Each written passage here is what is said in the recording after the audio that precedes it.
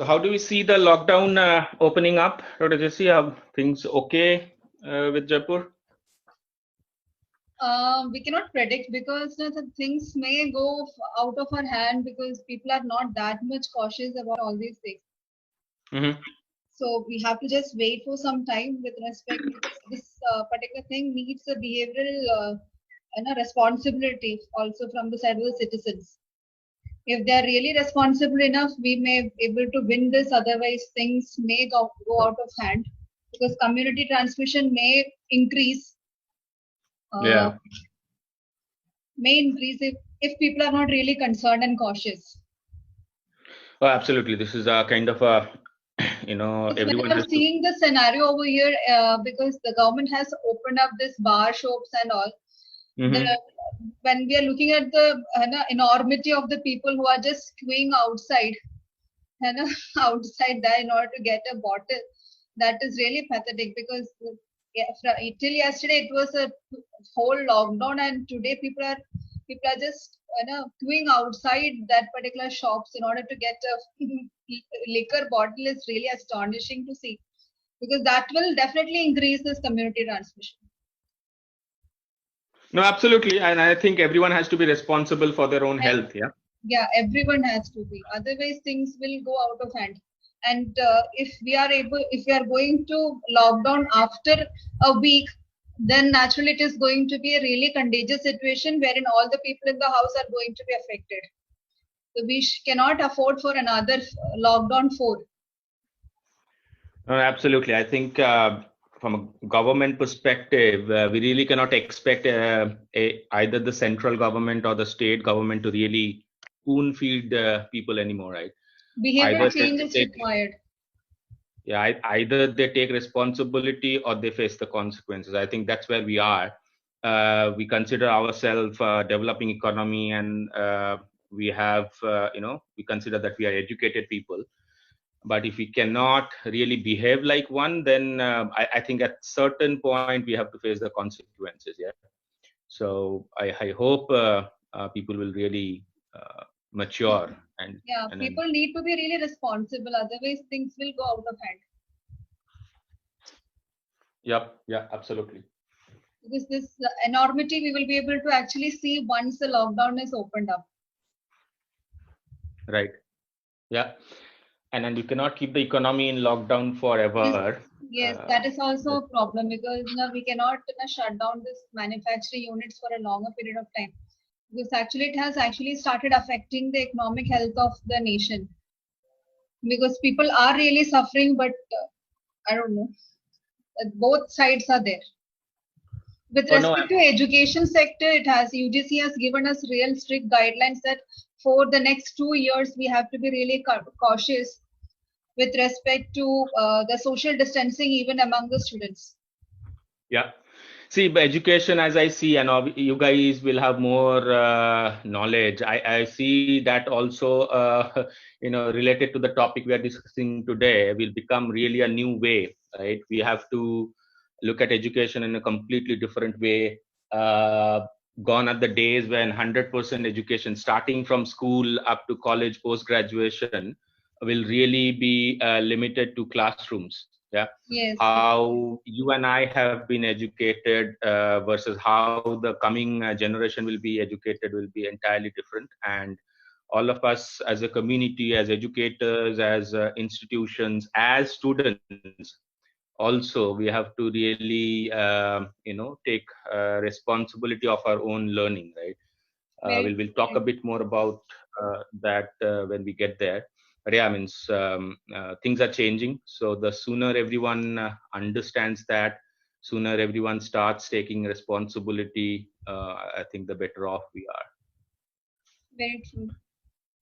Because yesterday I was having a discussion with UGC Vice Chairman. So he was saying that for the next 1 year, what we have to do is that we have to ensure that we have to call the students on an odd even mode.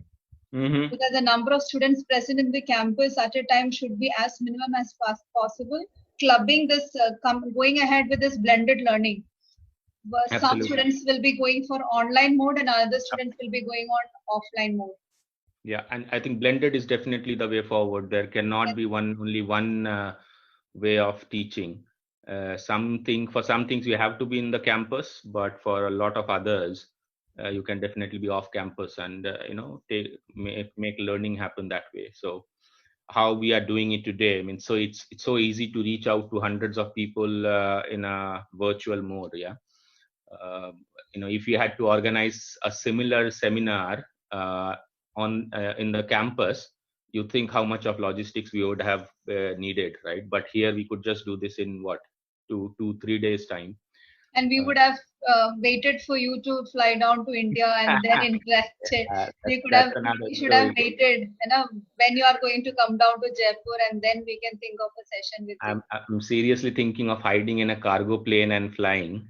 So someday you may find in the news that my name is coming up as someone who tried to hide and fly in a plane. So Okay. Yesterday in the news, we were able to see that people were actually escaping to Bihar. They were hiding in this concrete mixture. yeah, It's really a suffocating thing, but still, because of that poverty, and they are not having any work, they're trying to go back to their respective places. true, absolutely.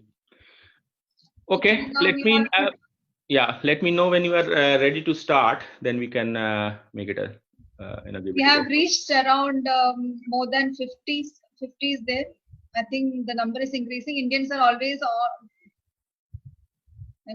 2-3 minutes late. होते all of us.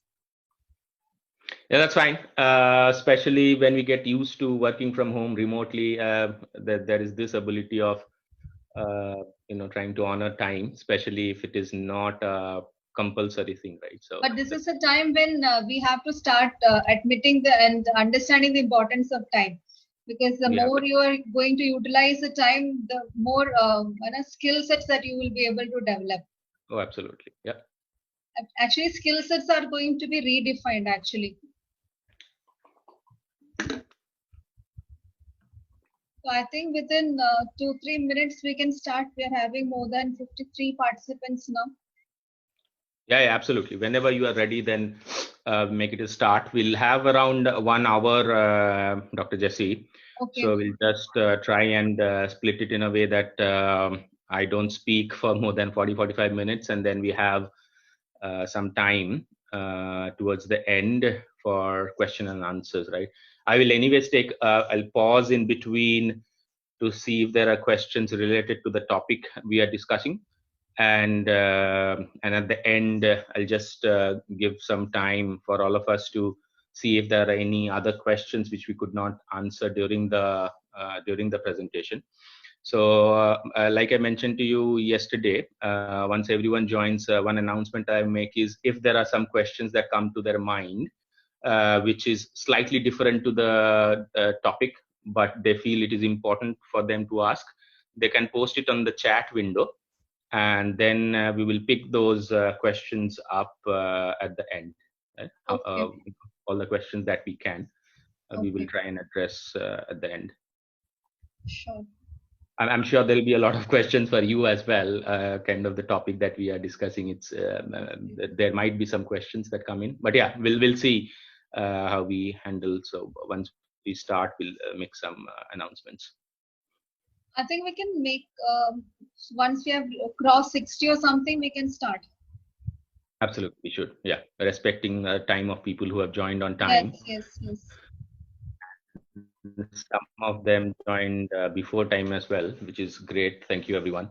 I definitely see on the participant list even some of my colleagues and friends have joined, which is great. So I hope we'll get to have a nice conversation.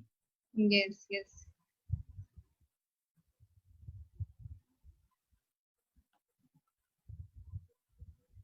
I hope the voice is clear to you. Crisp and clear. Yeah, perfect. Okay.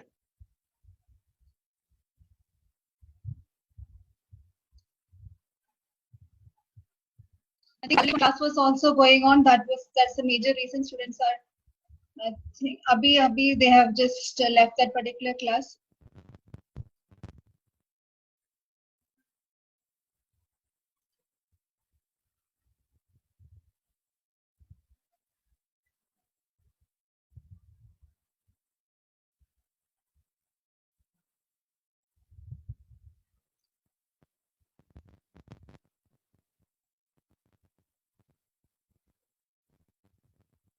We have faculty members and students from other colleges as well.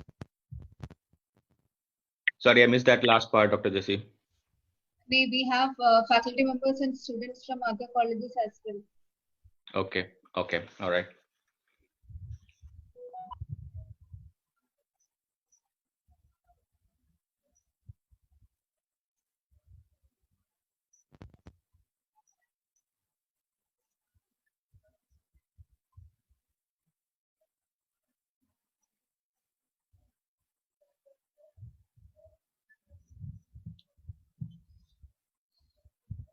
We also have some recruiters also. Sorry, Dr. Jesse, come again. We have got some of our recruiters also. Oh, okay. Okay. So I think we can start. We have crossed 60. Sure, we can do that. I think what you can do, Dr. Jesse, as a start to just ensure you put everyone on mute. I think as the organizer, you can do that. Yeah, I've done that. I'm just unmuting you.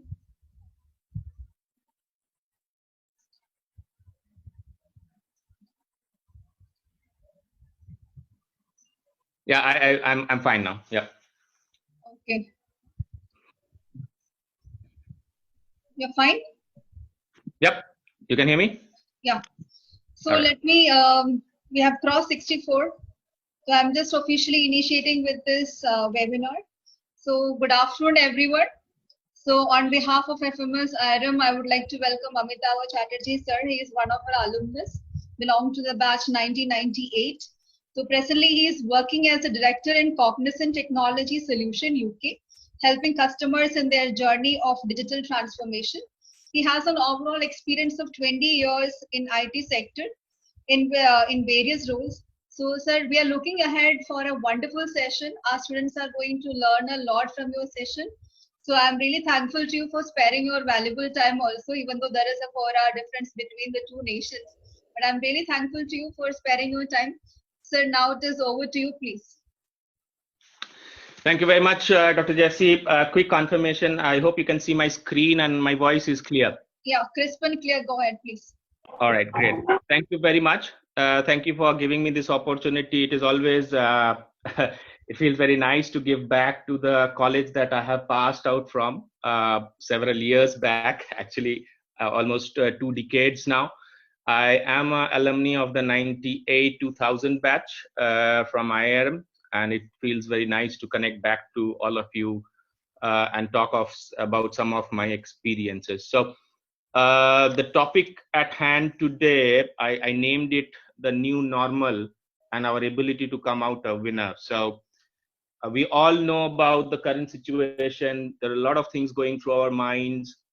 We're trying to see what this means for us. So we will see how much we can address this. What are the current, what are some of the things that we can do to really revive ourselves as human beings, as humanity, to come out of this situation stronger. I think that is the theme of the presentation today. One quick request to everyone. As we move through the presentation, we will have some opportunities where I'll ask some of you to respond to certain questions. So please be on mute, and when you are trying to answer a question, unmute yourself, talk, and then go back on mute. This just helps to manage the environment and that there are no disturbances. I'll be playing 2 videos during this presentation. During the video, I request if you have your video on, please switch off your video during the time that I play the video. That just helps to for people to concentrate on the screen a little better. And then if you have any specific questions that come to your mind but doesn't get covered in the flow of the presentation, please post that on the chat window. We will try and see if we get some time as we progress or towards the end to pick up some of those questions. So with that, we will make a start. I would be trying to now get into the first video that we have. So I'll just go there. Give me a minute. Hope we will be able to. All right, so we start.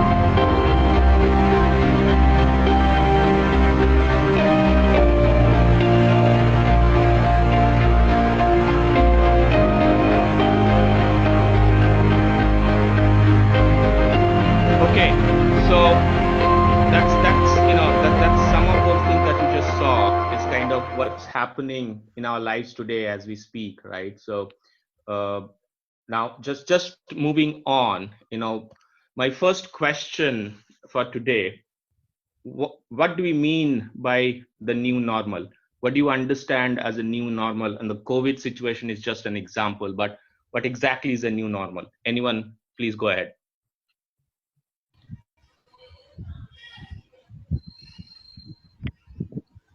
Any one of you can unmute yourself and give the answer.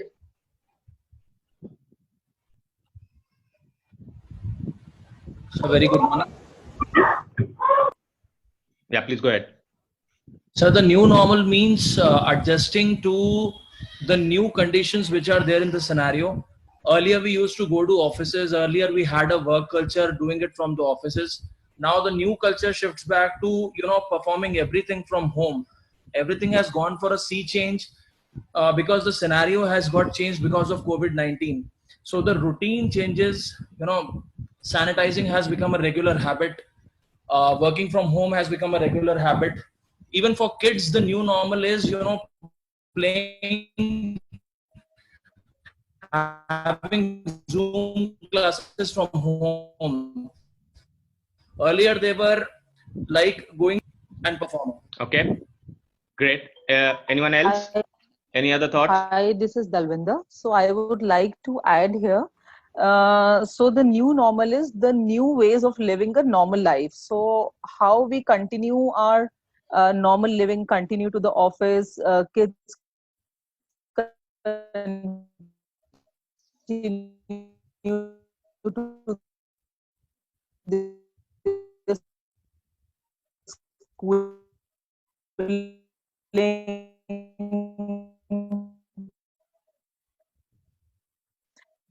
I think the voice is breaking.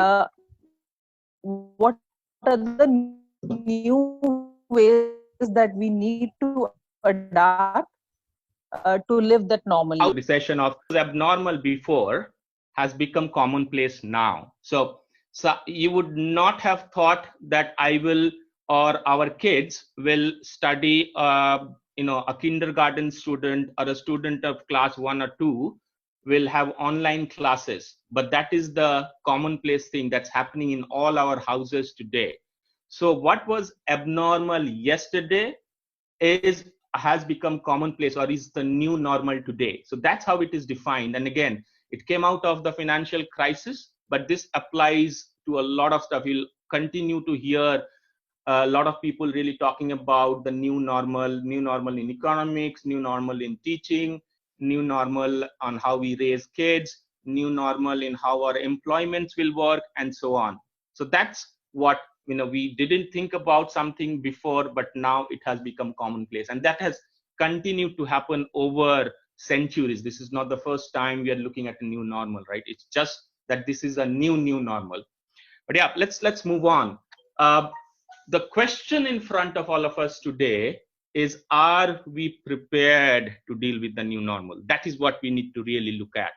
How prepared are we? What do we need to do to come out stronger out of this new normal? So we'll look at some bit of that. So like said, what do we really need to do to come out of this situation, to deal with this new normal, and then ensure we are able to make this commonplace? That there has to be something, right? You cannot just sit, relax, and believe that the new normal for you will become the normal thing going forward. You have to do something as well. All of us as individuals have to do some things as well. And the key thing is, for us, we will all depend on the government to do something. We'll depend on our teachers to do something. We'll depend on doctors to do something. But the key focus for all of us is, how can we build on our capabilities and as individuals to really help us steer through this situation and help come out stronger. The focus being, there is a change. There will be a change in the environment, but please understand, for people who are prepared, for people who are looking at it the right way, they will only come out stronger, and then there will be much more possibilities when we can get into this new normal, and when this new normal becomes normal for us. So important is, all of us needs to understand, we have to do certain things, we have to be prepared, and we have to take the next step to come out of this. I'll just play another small video here. This is this is how a child is reacting to the situation. Just listen on and see how a child is talking about what is happening around her. Are you scared of the situation, Sri? It is absolutely okay to be worried, but without undermining the unlimited potential of humanity, which has been proved time and again. We all fear darkness of uncertainty. We feel lost too. However, humanity always prevails. The spirit of human is far beyond the darkness. It is continuously bringing light of hope, a hope that sets us all apart from every other living thing in the world, be it wars or pandemic. I'm not scared, Daddy. The Black Death has been considered as the longest ever pandemic affecting us until the 19th century, infecting almost the entire world. It was the Black Death or plague which wiped almost 1/3 of the European population. Again, we won over the situation and found a cure. This completely transformed how we deal with pandemic or diseases since then. Humanity won, and today we are absolutely safe from the Black Death. Smallpox killed almost 30% of the population then, and there were times when 90% of the Native Americans were infected. Smallpox has resulted in end of the empire. George Washington lost more troops to smallpox than to actual battles. Dr. Jenner found a fix that set the world free of smallpox eventually. This is what defines us. We have always emerged and ended up adding something really great to the mankind. It was just one example. We now have ways to fight and defeat much more dreadful diseases. Then comes the World War I. Technology had never been put to such a destructive end. We had more than 40 million people died fighting for their nation or alliances. It shook the world in every manner. However, we again rose above it and laid the foundation of great technology researches, largest social reforms, and post-war, the time presented largest industrial growth in the history. World War II even exceeded the destruction to the world with 80 million plus dead. We can never forget the day when the clock was stopped with first ever atom bomb attack in Japan, the complete end of devastation. But Japan revived as one of the biggest economy of the world. It presented world with huge economic opportunity and almost entire world focused on research and exploration of technology, not for destruction, but towards energy, space, medicine, welfare, and much more. Now we have this COVID situation. It may have shook the world today, but eventually it will make us better, socially, emotionally, and economically. The 7 C's of human spirit will always prevail. I'm doing everything that I should do, such as classes. So what if it is online? I'm playing. So what if I'm wearing mask, playing in a safe area? I'm getting more time with you all in family than I used to get earlier. I'm confident we will always cope with whatever the situation comes. We move on, even with more energy, more passion, more enthusiasm, and more commitment to ourselves and to the humanity. All right. So, I just wanted to give you the context of what has happened in the past. We have always come out stronger. Let me just quickly pause and ask, what was the last such a situation that any of you remember? I see we have participants who are older than me. A lot of you are younger than me. But any one of you, what was the last situation that you faced which can be termed as a new normal in your lifetime? Anyone?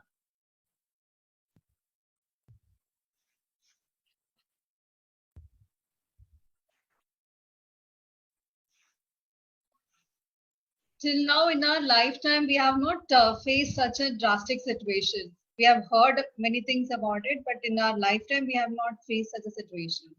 We are facing such things for the first time.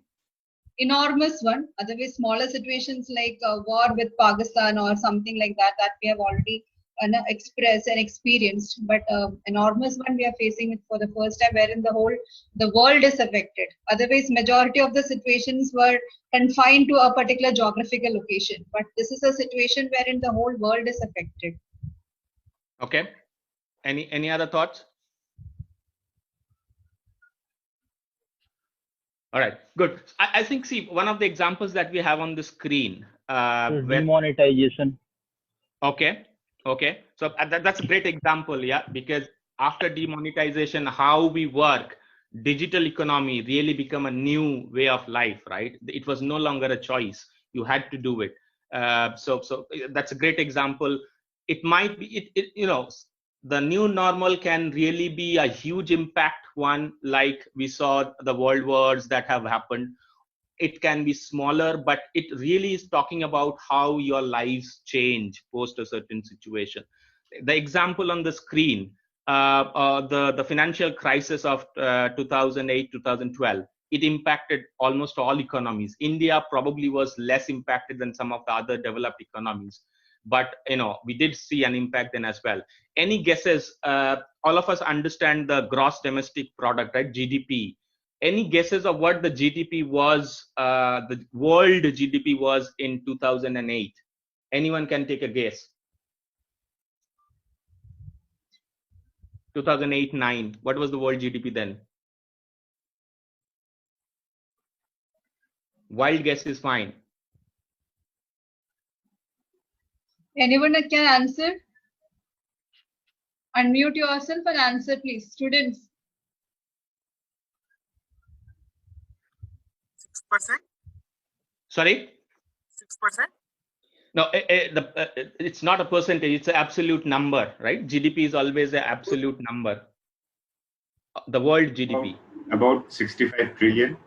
Yeah, it is around the 60 trillion mark in 2009, right? Post the crisis immediately hit. What was the GDP in 2019 when we ended 2019? World GDP again. The world GDP at the end of 2019 20 trillion. around 87 trillion, right? So from 60 trillion in 2009 to 87 trillion, which is an increase of 44%. So after being hit with the most impactful global recession in modern times, as a world, as humanity, we could bounce back 44, you can just see at that impact, 44%, huge number, right? We didn't get bogged down. So all I'm trying to say is this has happened. These things will happen. You cannot control some of these things, but then it is our ability to come out stronger. One of the key things we'll talk about today as a part of coming out stronger is what I call the 7 C's of resilience. And we'll talk a bit more about this topic. Taking a pause, anyone, what does resilience mean for you? What is resilience? So resilience means recovery. Okay. Any other thoughts?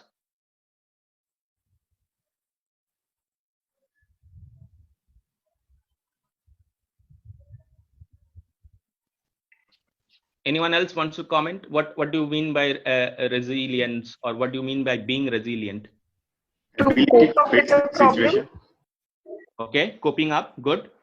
What else? Yeah, exactly. I was saying the same. Ability to face situation. Okay. Anything else? Anyone else? Sir, being flexible. Okay. Flexibility. Anything else? Being dynamic. All right. Great. I think great input. So let's go ahead. Your topic itself, creating a new normal. All right. Okay, good. So let's look at what the real definition of meaning is. So as it is defined, resilience is the capacity of a system, and it can be, remember, a system can be an individual, it can be a forest, a city, an economy, to deal with change and continue to develop. And that's where we are, right? You as an individual deal with the change, deal with the new normal, and continue to develop. It is about how humans and nature can use shocks, and we are in a period of shock now, and disturbances like a financial crisis or climate change or a pandemic to spur renewal and innovative thinking. So I think all of us were talking about the same thing. So basically, if you look at it, talk about yourself as a system. How can we really continue to develop, come out stronger via, renewing ourselves, and then with innovative thinking and some of the other stuff that we'll talk about, and come out stronger, right? So that's resilience. And one of the tools that we'll talk about is called the 7 C's of resilience. The 7 C's of resilience are confidence, competence, connection, character, contribution, coping, and control. And in the next few slides, we'll just talk about each of these 7 C's in a bit more detail. Okay, competence. Anyone, what does competence mean to you? What actually is competence? So one's ability to perform something. Okay, ability. What else? Any other thoughts on competence? Sir, opportunity, the market. Okay, the market. Anything else? Knowledge, skills, and abilities. Skills and abilities. Perfect. Anything else?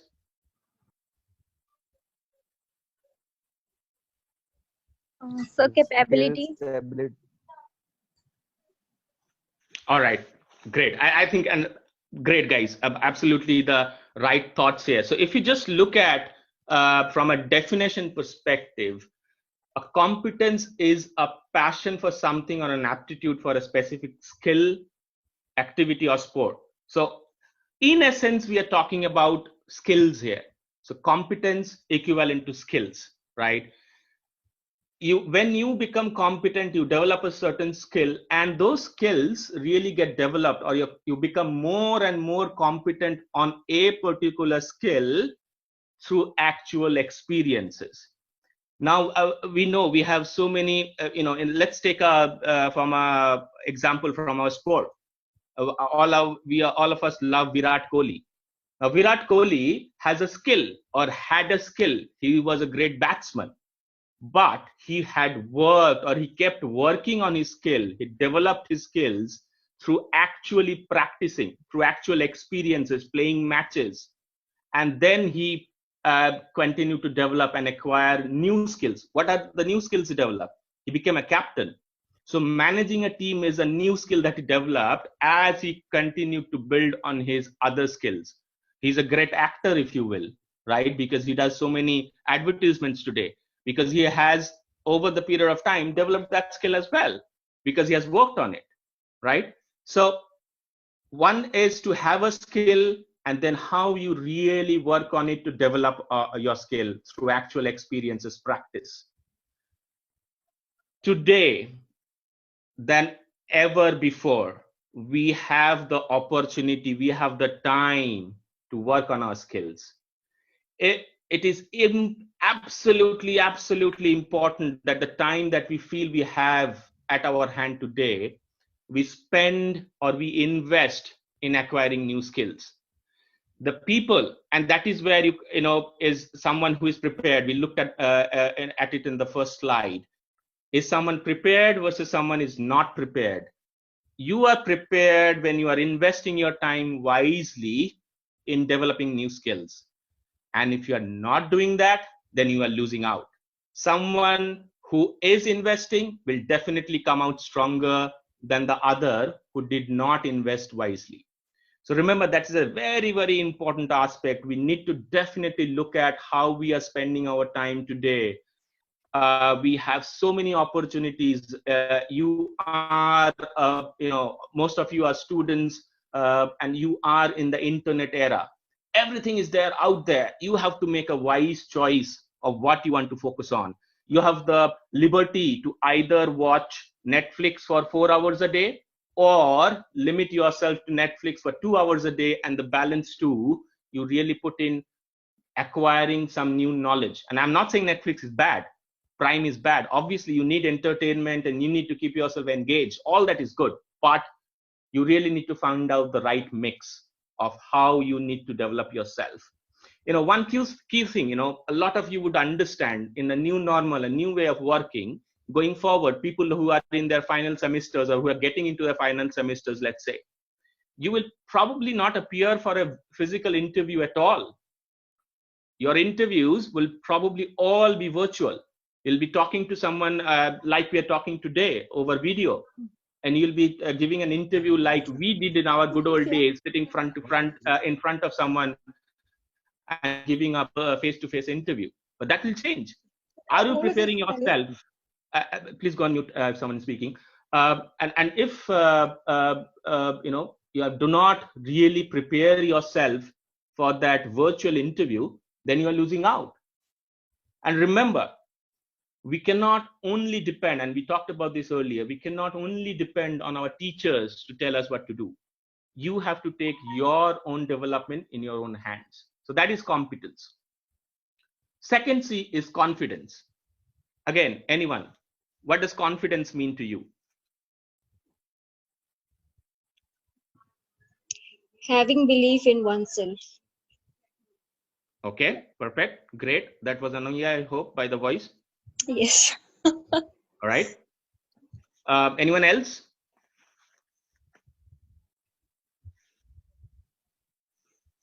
Any other thoughts on what is confidence?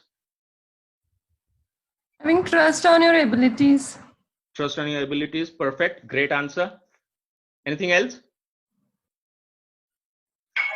Having a thought that you will come out successful. Okay, perfect. Great. I think all of us are probably more or less saying the same thing. So believe in your own abilities, right? You need to believe that you have the right ability to do certain things. So that's really confidence, and it comes from within yourself, right? Confidence is something that it's not like I can give you confidence, right? I can, in a way, right? I can build confidence. We can work together, and there are confidence building measures that a group can take. But confidence in yourself needs to really comes from within.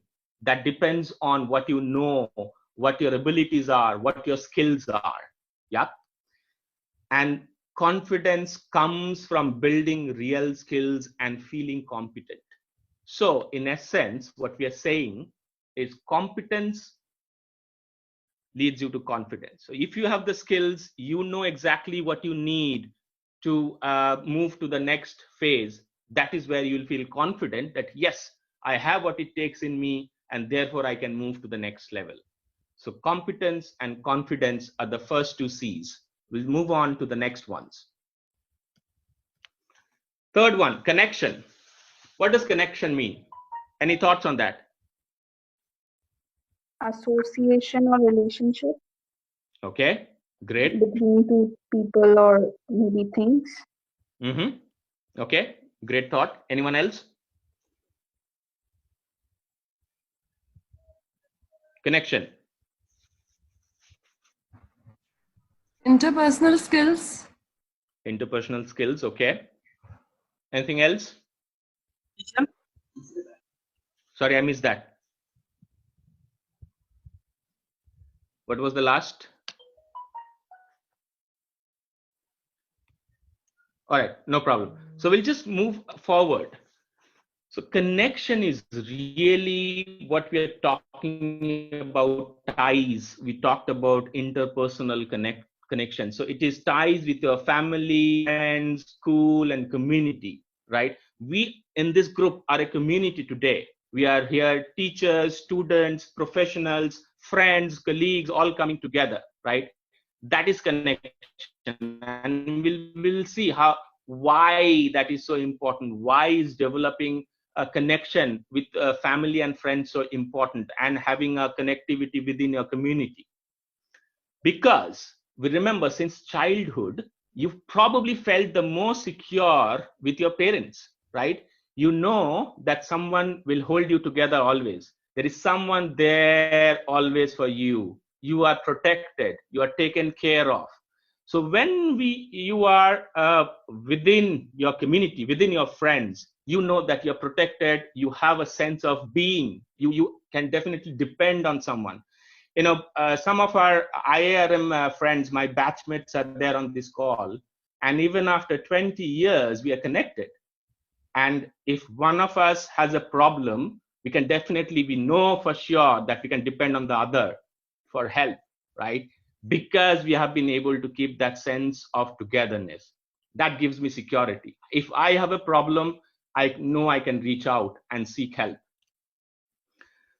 And in today's world, also much relevant, right? We are sitting hundreds and thousands of miles apart, but we have the ability to still get connected and keep connected. Use that as often as possible. Develop your connections. Talk to people, be it your teachers, your friends, your mentors, You have people all over the world now who can, you do not need to be physically in front of each other to really work on your connections or what, have connections or talk to them, speak to them, see each other, right? Connection, very important, because you need to know that you have somewhere to go, you have someone to go, you can approach someone as and when you need it. So connection, very important. That's the next C. The fourth one, character, hugely important. What does character mean? And we have multiple ways of thinking about character, but what does character really mean for you? So attitude. Okay, attitude. Personality. Personality. Okay. What else? Any other thought? Quality of a person. Quality of a person. Wow, great thought. So basically, character in essence means you have the ability to distinguish between what is right and what is wrong. That's what character is. It gives you the ability to say, okay, I have the ability to understand this is wrong, this is right, this is good, this is bad. And that does not always come naturally. It comes as a result of what you see in your surroundings, how you have grown up, what you see, what you watch, what you read, what you are taught. There's so many inputs coming towards building your character. But then in a sense, if you have the ability to understand what is right or wrong, you will have the ability to make the right choices for yourself. Remember, we talked about in the beginning, when we come out of this situation, and we will if not soon, late, whenever we do come out of this situation, we will have options in front of us. Are we able to now develop that character, work on, everyone has their own abilities and all that, but can we work on the right things to be able to make us ready so that we are absolutely sure about the choices we'll make in the future? Remember, the choices you make will really determine where you go in a few years' time. You need to be able to look at what is coming. You need to, however, you see there are changes happening around you. Like we said, the ways we work, the employment generation opportunities, a lot of that will change. But can you preempt what the future holds for you, and therefore work on yourself, work on your character to be able to really take you there? That's what character building is all about, and that's one of the very key focus areas all of us need to be working on. Moving to the next one, contribution. What is contribution? And again, I'll add on, why do you think contribution is important? Contribution is offering something. Offering something, okay. And why is that important?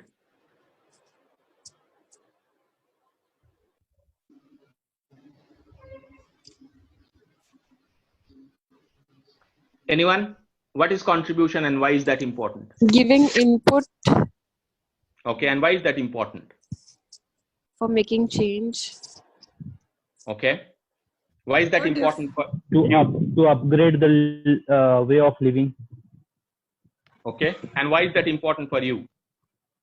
So to upgrade the way of living, for help to others. Any other thoughts before we move on? Yes, sir. So contribution is your role and it is your part that we are supposed to do as a part of this nature. Okay. All right. So let's just look at it. A contribution is a sense of purpose and the experience of offering your own service. So when you offer your own service to say, I'm contributing today to the seminar, Dr. Jesse is contributing to this seminar by organizing this. Participants, my batchmates, my colleagues, they are joining this seminar and participating and giving their thoughts, right? That's kind of how we are offering what you can. And why is that important? That's very crucial, because it makes it easier for individuals to ask for help when you need it at a certain point. Remember, all of us will need help one time or the other. And that's just the truth of life, right? That's just how it works. But if we have been able to contribute before, it just makes it easier, all the more easier for us to go and seek help. Because I know that I've offered help to others, I am in a position to seek help and not feel bad about it. Seeking help is absolutely not bad. But how you get to a position that you are not embarrassed for seeking help is when you know that, hey, I have done this before. So when I am in a position when I need help, I can definitely go out and ask for help myself. More so in the current situation, right? We may need help, we may need input, we need to talk to our mentors, we may need to talk to teachers, we may need to talk to colleagues, for people, professionals, right? We need to talk to our bosses, our managers, and figure out, or even our team members. But if we know that we are in a position where we have been able to contribute, we will never, ever feel reluctant to seek help. So, just think about, and as a community, if I have to talk about, think about the Sikh community. Think about the way they help our, other communities in the time of need. They are selfless, right? And therefore, they have the strong ability or the strong connection within the community that then really can reach out to each other or to anyone outside the community to seek help when they need it. So ensure that there is a sense of contribution that we are able to develop. And it is for our own benefit. It's not that we are helping others. We are helping others so that we can help ourselves at a certain point. So that's the 5th C. Moving on, coping. Again, a very, very key skill. What does coping mean? To deal with the situation. Deal with the situation. Yep, absolutely. Anything else? Managing things. Sorry, managing? Things, anything. Managing. Okay. Managing. All right. What else? Surviving in a certain situation. Survival. Okay. Yeah, perfect. So it's really a strategy to deal with a situation. Yeah. And it can be your personal strategy. It is a strategy that you have learned. It is a strategy that you develop. And it is more about what you need to do in this situation versus what you do not need to do, right? A lot of, if you look at in and around you, a lot of guidelines coming out of what you're not supposed to do. You cannot go out, you cannot gather, you cannot go to office, and you cannot do this, and you cannot do that. But look at the positive side. You have to always figure out what is it that you can do, what is it that you can focus on, and that is what will help you come out of the situation. That is what will help you kind of cope with the situation, manage that situation. And remember, some things in life are really some things we just have to let go. Many of us here on this platform, can I develop a vaccine for COVID-19? Probably as an individual, I cannot, right? So can I keep stressing myself, oh my God, there is no vaccine. The vaccine will come only in 12 months, 18 months. And I can get all stressed about it. But because I cannot directly impact the vaccine, creation of a vaccine, I would rather focus on something which I can do as an individual, as a professional. I can make my team more, productive by setting up remote working for them, right? That is what I can do. So I'll rather focus on that versus focus on something which I cannot directly impact and therefore become more anxious about it, right? So coping, how you deal with the situation, focus on what you can do versus focusing on what you cannot do, because what you cannot do, you really cannot impact as well. Now the last and the very, very important part of the 7 C's, control. What is control? What does control mean for you? Keeping something within certain limits. Okay.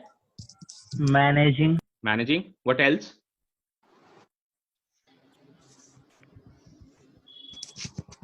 Anything else? Keep a check on something. Keeping a check. Okay. Let's just look at the different perspective on this. Yes. Control really means, from an individual perspective, is that you believe, very, very important for you to believe that you control what happens to you. You are in control of your life. It is not the government. It is not the economy. It is not only your teacher or your future employer. You have to be absolutely sure and clear that you are in control of your life. And once you have control on your life and on your environment, then you would know really what it takes to bounce back. You know, one thing is saying, oh my God, what do I do? The things are changing. I do not have a job today. I do not have skills for the new age world. I am doomed. So that's one way of looking at it. The other way is really, no, I know what I need to do. I have prepared myself. I have developed skills. And therefore, I will move forward the way I know best. And therefore, in summary, you really are the designer of your own destiny. It's no one else. You need to, if you are not, you need to define your destiny or what happens next. No one else really controls your destiny or your future. And as a summary to what we just discussed, you cannot prevent certain things. You cannot prevent COVID. No one of us here could have prevented that from happening. It had to happen. There must be reasons why it happened. I'm sure we'll figure that out at a later point. But what we can focus on now and what is important, what we can control is how can we really use this situation, how we can really work around it, work around this adversity and make ourselves more resilient so that we are more ready for the future, for what is coming next. And remember, opportunities will come, and opportunities will come for people who are prepared for those opportunities. Those will be new opportunities, new ways of looking at life, but they will come. Our life will not come to a standstill like we saw in some of the past videos, right? We have come over it multiple times and we will do it again. I'll just take a quick pause here, a minute or so. Any questions, any thoughts that have come to your mind during this? We talked about the 7 C's and some things around it. Any thoughts, any questions?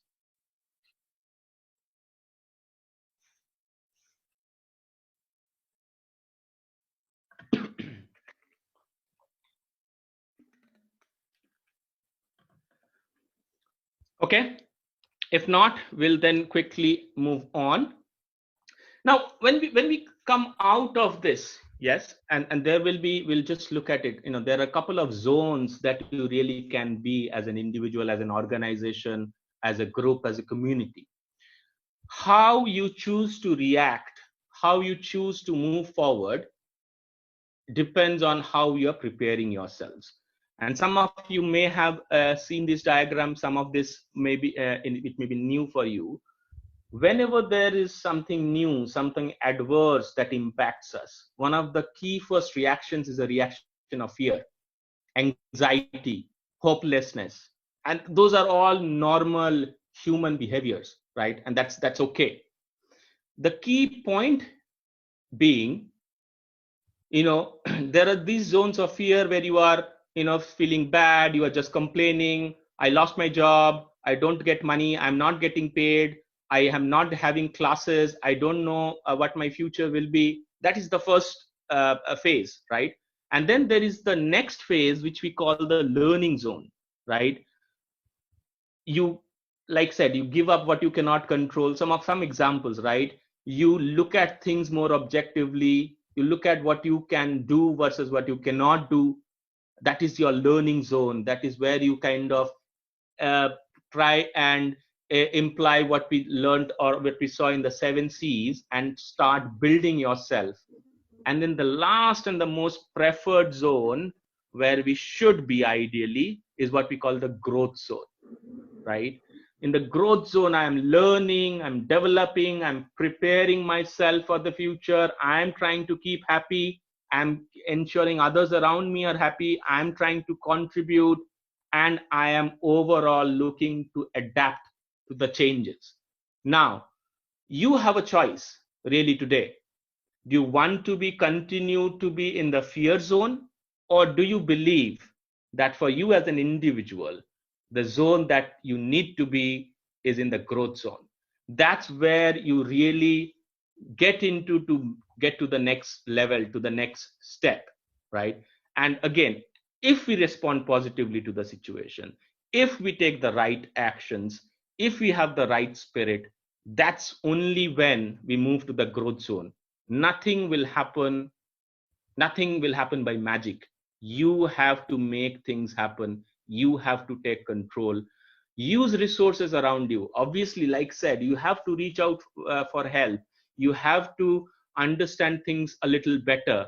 All that is fine, but then you have to make the choice if you will stay in the fear zone or you will really shift right, acquire the right attitude and the right skills to move to the growth zone.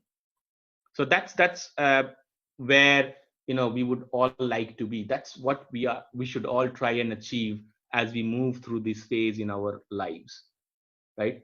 And just to put a context from a professional perspective, what's happening in the globe today? I'm sure a lot of us are worried about what happens to me, what happens to my job, what happens to my career, what happens to my loved ones, are we all safe? And all those questions are there in our mind. But just to give that professional angle and see how that matches up, what are the key things that the companies are focusing on today? As one key thing, they are focusing on the continuity of business, right? Whatever we deliver, and it can be from a organization perspective. Someone is manufacturing something, someone is providing, like my organization, we provide IT services. Someone is delivering services to other people. It can be like delivery services of your food. The first and foremost focus of organizations today is how to continue business operations. And then some of you would have heard the term called BCP, business continuity planning. So all organizations today, all major organizations would have invoked BCP to enable them to run their current operations, right? And whilst they do this, because of the current setup, obviously they have to look at a lot of things like regulatory compliance, security and privacy, and very importantly, the knowledge and expertise of their employees, right? Because we discussed some of the things are changing. Now, in my organization, 100 or almost 90% of our employees used to work from offices. Today, it is probably just the other way around. Only 10% of our global workflows is working from offices, in a physical office. 90% of us are working remotely. Now, to be able to do that, the organizations will have to take certain steps. They will have to ensure connectivity is provided. They have to ensure a device, a laptop, a desktop has to be provided, right? So that is really the first step. And very, very importantly, what the companies are focusing on is to take care of employees. Because at the end of the day, any company who is running business or is delivering something is dependent on their employees to deliver those services. And therefore, one of the major focus whilst running their business is also to ensure that they're able to take care of their employees. As a next step, what are the kind of other next steps that some companies are looking at, right? They will have to then make their business resilience piece come to the front. Like we talked about the individual resilience in all of us, what is the business resilience? They have to look at new policies. For example, many companies in India, at least, did not have a written down work from home policy, right? But that will become a new normal. That is something that every company will have to focus on going forward. There will be a workforce restructuring, a hybrid structure. So some people working remotely. Dr. Jesse and I was talking just before the presentation that even for your learning will be hybrid. You will have a mix of on-site learning where you are in the classroom and remote learning where you are learning probably by via seminars like these, right? So it will be a hybrid kind of a setup. Some of the decisions that our manufacturing sector needs to take. We all know we have a huge dependency on China for importing a lot of goods and spare parts and so forth, right? To manufacture things. Do we think about localized production? We have to think about that, right? How can we reduce dependence on some of the other countries? Because in these situations, all that import is stopped. And therefore, our production will stop even if we have employees available in office. New normal. Are there new lines of businesses that we can look at? Some of the traditional businesses probably will go offline.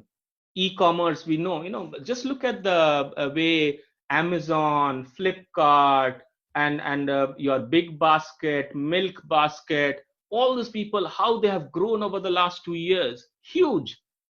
They have been able to establish a new normal without having to go through a disruption, if you will. How many of you really, feel, that you are kind of stuck because you are not getting groceries? You don't need to worry. Pick up your phone today for locations where delivery is allowed. You just pick up the phone. Of course, you may get challenges in getting a slot, but then you can just order food and that will be delivered, or groceries, and that will be delivered to your doorstep. So new lines of business and learning and development, new skills. That again, I'll keep focusing on this aspect. New skills is absolutely and very, very essential for all of us. So new skills through artificial intelligence, through machine learning. That's what we all need to focus on. That's all how we can develop new skills, and organizations will have to ensure that they are able to provide new skills to their employees. So that's kind of how we are looking at it from a organization's perspective, from a professional standard perspective. And remember, all is not gloom. If I look at the, KPMG came out with a report some 2 days back. If you look at the global situation, 67% companies, at least that is 2/3 of companies, have still not really changed their hiring plans for the next 1 year. Yes, some companies have put it on hold, but they have not said we will not hire. Almost 60 to 70% of companies have not made decisions to cut salaries or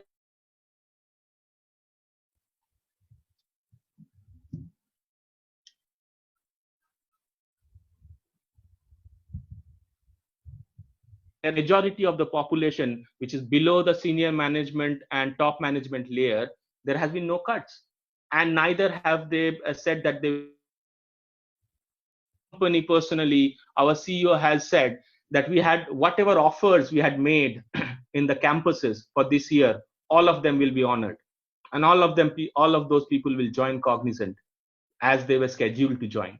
So not all is bad. A lot of things will change. But again, if we are ready to deal with that change, then we will definitely be able to make an impact, move forward. A lot of things, the way we look at it will change.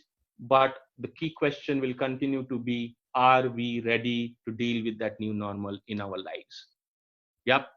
So with that, I'll we are at the end of what we wanted to discuss today.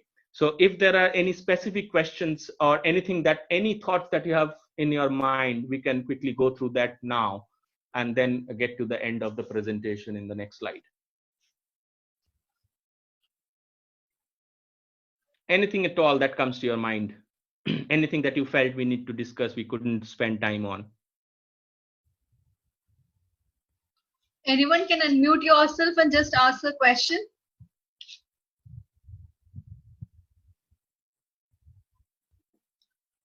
One question which I am having in my mind is, since the actual scenario of campus placement and things are going to be a different thing in the coming next year or next 2 years, you can say. So what should be the way in which these students should be preparing themselves? What should be the new skill sets that they should focus upon in order to be placement ready?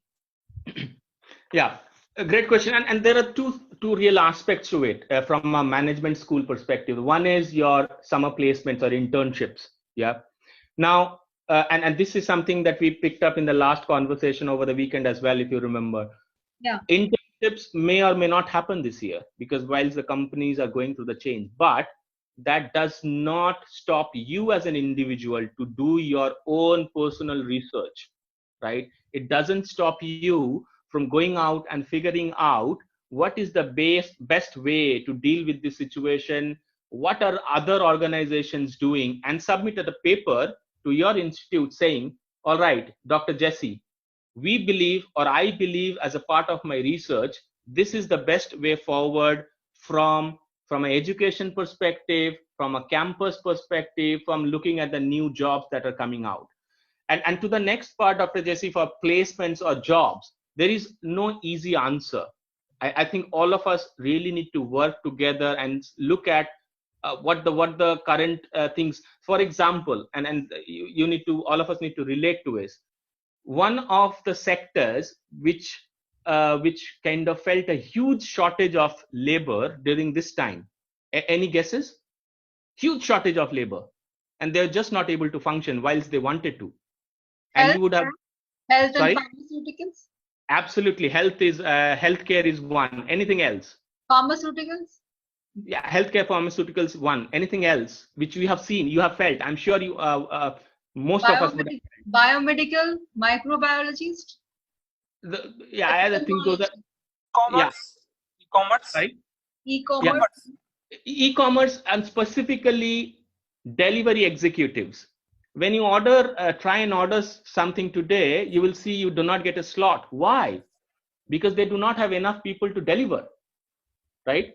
So that is one sector which was trying to hire, trying to get people back to work, give them protective gear and so on and so forth, but they just didn't have enough people.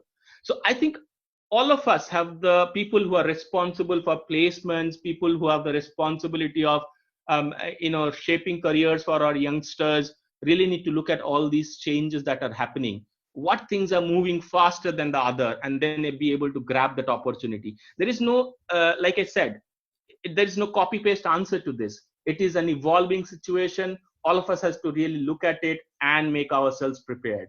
So that's what we need to do. And we have to keep doing this day in and day out. You cannot really say, okay, I have a strategy today and believe that will work in the next month. It may change. So all of us therefore have to be really abreast of what's happening, be abreast of the changes that is happening in the globe. Look at what the government is announcing. They will be offering some new kind of projects. They will be offering certain ability for people to become entrepreneurs. Why should you only think about getting a job? Why can't you yourself develop your own enterprise? There will be a question about funding, but yes, that's where you need to reach out and seek help. I'm sure there'll be people who will be ready to help you if you have the right interest. So don't only focus yourselves on jobs. Start thinking about the fact that you can give jobs to others as well, as long as you have the right idea. And that right idea will come from the fact that you are able to respond to the current situation.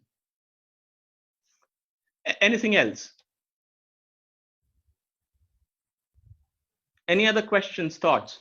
Sir, I have a question which is not directly related to our presentation and our topic today. The question is, I want to know about your take, how the field sales will be going to be evolved after this COVID-19 situation. You're talking about field sales? Yes, sir, because most of the companies which are coming in our campuses are basically hiring for field sales executives and TSOs. So how that that profile would be changing? Yeah, great question. See, again, everything has to evolve, but just so that you know, I think all of us read the report that, and astonishing, Maruti didn't sell a single car in the month of April, right? Yes. No one would have thought about that ever before. Maruti not selling a single car in the month of April.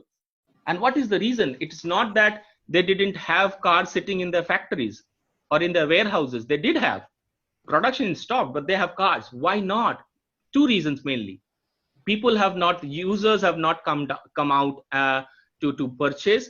Another side of it is salesmen were not available to sell those cars, talk to people, offer discounts or whatever that is. So two things, remember, there's always a demand side and there is a supply side. Demand side needs to pick up, and the government has to do a lot in that area. All of us need to really work on how to improve the demand side. But the supply side, once your manufacturing starts and you have things lying in your warehouse and whatever be that product, you will still need people to sell it. That will never change. That's the base of any industry, how it works. Now, the ways of selling may change. I do not remember the last time in 5 years where I bought an insurance policy by talking to an insurance advisor face to face. I did that 20 years back when I bought my first insurance. I did that 10 years back. But now all I do is I log into policybazaar.com, review, buy. But there are people behind policybazaar.com. They are sellers.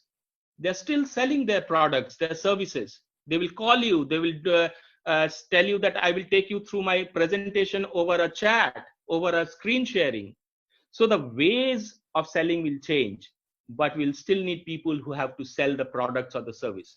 So direct contact may go down. It will not go out forever, but then there'll be other methods that we'll have to work out, and companies really have to look at it. You as an individual have to preempt how and where you have to develop your skills. So if you have to really offer someone a service or a product over video, you need to have a different set of skills versus when you're sitting in front of that customer, right? So think from that perspective, and that's where we need to look and enhance our skills.